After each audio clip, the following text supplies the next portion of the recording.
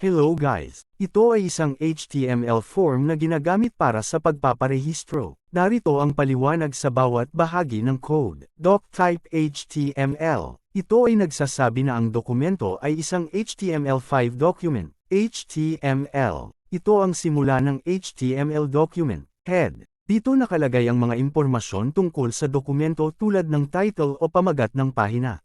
Title. Ito ang title ng pahina na ipapakita sa tab ng browser. Body. Ito ang bahagi ng pahina kung saan makikita ang mga elemento na nasa loob ng pahina, tulad ng form. H2. Ito ay isang header tag na nagpapakita ng malalaking text na registration form.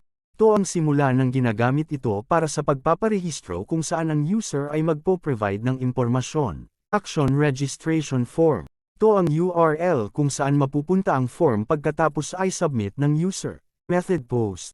Ito ang method ng HTTP request na gagamitin para mag-submit ng data. Sa kaso na ito, gamit ang post. Label.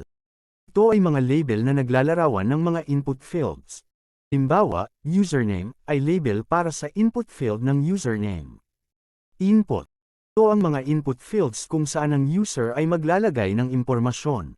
May iba't ibang uri tulad ng text, para sa username, password, para sa password, at radio, para sa pagpili ng gender. BR. Ito ay line break na ginagamit para maglagay ng espasyo o magkaiba-ibang mga elemento. Put type checkbox. Ginagamit ito para sa checkboxes na nagpapahintulot sa user na pumili ng ilang mga hobbies. Sa pangkalahatan, ang code na ito ay nagbibigay daan sa mga user na magparehistro at magbigay ng kanilang impormasyon tulad ng username, password, pangalan, edad, kasarian, address, at mga hobby.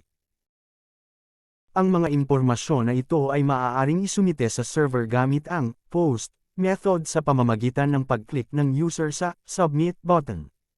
At ayun lang po, maraming salamat. Ang pogi ng teacher ko sa elect.